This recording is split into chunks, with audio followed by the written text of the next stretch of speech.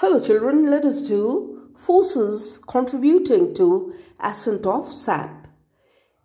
Now what is sap? Sap is a fluid which is present in the plant body, which is mainly made up of water and dissolved minerals, salts and sugars.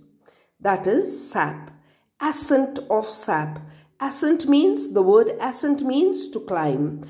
So ascent of sap is how the water along with the minerals that are absorbed by the roots reaches the higher levels, the upper portions of the plant body, how it climbs up the plant body.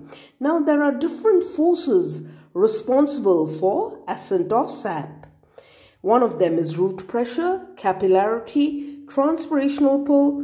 There is actually a force known as the cohesive force also, and adhesion or adhesive force.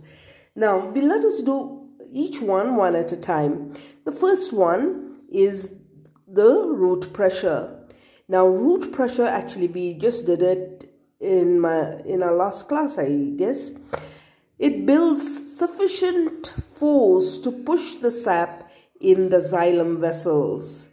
Okay, sap climbs up to a certain height with this force, that is root pressure, like what we saw over here, how water is taken up, water along with the minerals from the soil, it is taken up by the root hair, and by osmosis it goes in, and there is cell-to-cell osmosis. The cells become turgid. As each cell becomes turgid, the water is forced inside. Okay, a certain amount of force is created, and as it gets inside, the force becomes more, and finally it reaches the xylem vessels, and from the xylem vessels it is pushed up the plant body. So the root keeps absorbing water, and this force that is created, that is called the root pressure. So this is one of the forces that contributes to ascent of sap. Okay, now let us move on to the second one, which is called the capillarity. Capillarity means also capillary. Okay, capillaries are very narrow diameter of the xylem vessels, narrower than sewing needles. Okay, they are so narrow, and the narrower the diameter, the greater the height the water can rise up to.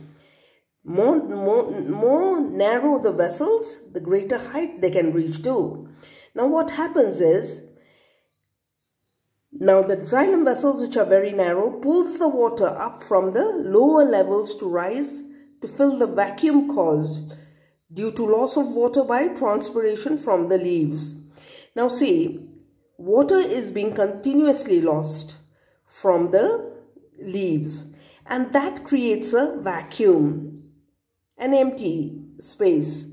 Now this vacuum creates a pull, okay, and because the xylem vessels are so narrow, it can pull the water from the lower regions to the higher regions, okay, to the upper regions of the plant body due to a force known as the capillary force. Thinness or the narrow diameter of the xylem vessel, that creates this force, which is called the capillary force. Okay, but transpiration from the leaves also has a very big role to play. This creates the vacuum, and because of that vacuum, it pulls the water from below. Okay, this force that is created because of the narrow capillary of the xylem vessel is called the capillary force. Now we come to the next force known as the transpirational pull. Okay, now water, as it gets lost from the leaf by transpiration, the leaves are continuously losing water. More water is pulled up as it is lost from the surface of the leaves. Okay, more water will be pulled up. Why? Because water has a tendency, they've got a mutual attraction among themselves. That is called, and because of that mutual attraction, they remain joined to one another. That is called cohesion. And the force is called cohesive force.